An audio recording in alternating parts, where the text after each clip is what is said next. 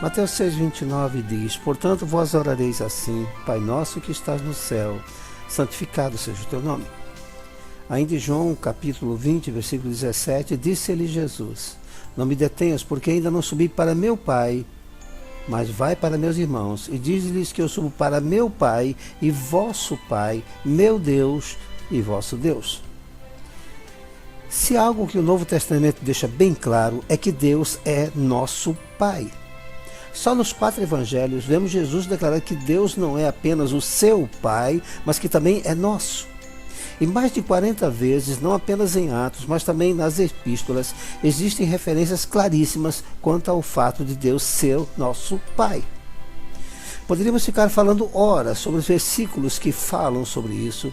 Posso dar uma lista de todos os que falam que Deus é nosso Pai. Contudo, gostaria de falar não sobre esta paternidade, mas sobre a falta dela em nossas vidas.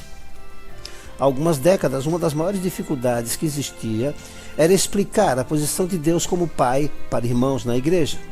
Durante muitos anos, os pais eram, em sua maioria, autoritários, agressivos e inflexíveis em relação à educação dos filhos.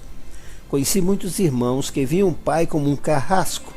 Diante disso, era difícil para muitos conseguirem ver Deus não apenas como um Senhor distante, mas como um pai amoroso que cuidava e se preocupava com o bem-estar de seus filhos.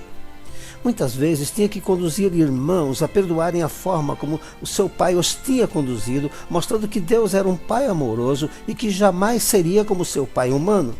Muitos viam Deus como um carrasco, sempre pronto a castigar diante do primeiro erro dos seus filhos. Algo que estava incrustado dentro da mente das pessoas. Era normal, quando os filhos faziam algo errado, a mãe dizer que o pai, ao chegar, castigaria. Isso era cultural, uma vez que o pai era o detentor da palavra final em relação ao castigo dos filhos. Com o tempo, as pessoas foram mudando. Os pais de hoje não são mais os carrascos que eram outrora. É claro que os pais de hoje já não são autoritários como os de algumas décadas. Na realidade, hoje existe uma inversão de autoridade, onde muitos filhos estão mandando nos pais. Diante disso, nos tempos de hoje, fica ainda mais difícil as pessoas compreenderem Deus não apenas como um pai, mas como um pai amoroso. Antes, muitos estão vendo Deus apenas como aquele que provê tudo e resolve tudo. Para poder deixar claro o que gostaríamos de dizer, usaremos uma comparação que, infelizmente, aumenta a cada dia em nossos dias: a figura do pai divorciado. Quando acontece um divórcio, o homem fica responsável por manter, através de pensão, as necessidades dos filhos. Os pais divorciados, em sua maioria, procuram de todas as maneiras manter as necessidades dos filhos para que estes não venham a querer estar junto com ele, uma vez também, em sua maioria, já tem uma outra mulher e com certeza esta quer a total atenção por parte dele em detrimento dos filhos da mulher anterior. É até natural que isso aconteça. Conheceu a mulher que o ex-marido, atendendo à vontade da outra, sugeriu que esta fizesse até exame de DNA em seus filhos para ter certeza de que eram seus filhos. Intrigas de nova mulher para fazer com que este caísse até contra os filhos, caso não fossem dele. Devo dizer que os filhos eram mesmo dele, o que não o impediu de ficar com a outra. Mas o que eu quero deixar claro é que os pais que deixam suas mulheres para ficar com outra, em sua maioria, acabam atendendo os desejos dos filhos, quero dizer, materialmente, para que estes possam deixá-lo, podemos dizer, em paz, para seguir sua vida com a nova mulher. Ele não passa de um pai financeiro.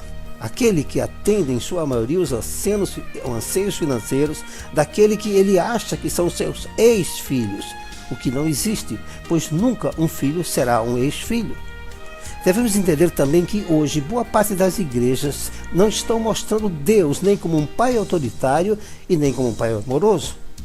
O pai que as igrejas estão mostrando hoje é um pai divorciado. Ou seja, as igrejas estão mostrando aquele pai que tem a única obrigação de atender a todos os desejos dos seus filhos.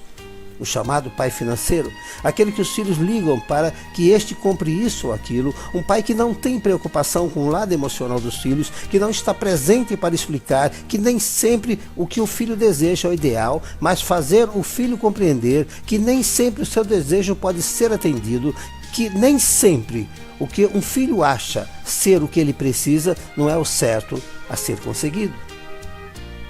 Hoje em dia, surgem novas famílias com outros homens apresentando-se como pais, e muitos destes pais são pessoas que, dizendo-se homens em boa parte, acabam abusando do relacionamento com seus novos filhos. São notórias as notícias falando desse tipo de pai que abusa não só emocional, mas também fisicamente dos novos filhos, chegando a provocar traumas quase irreversíveis. É algo que estamos chamando de novas famílias. Tem que ficar atentas. Não deixar-se levar por aparências, sejam elas quais forem. Falo não apenas para as mulheres, mas também para os homens, embora entenda que nesse contexto de novas famílias, os enganos podem ocorrer dos dois lados.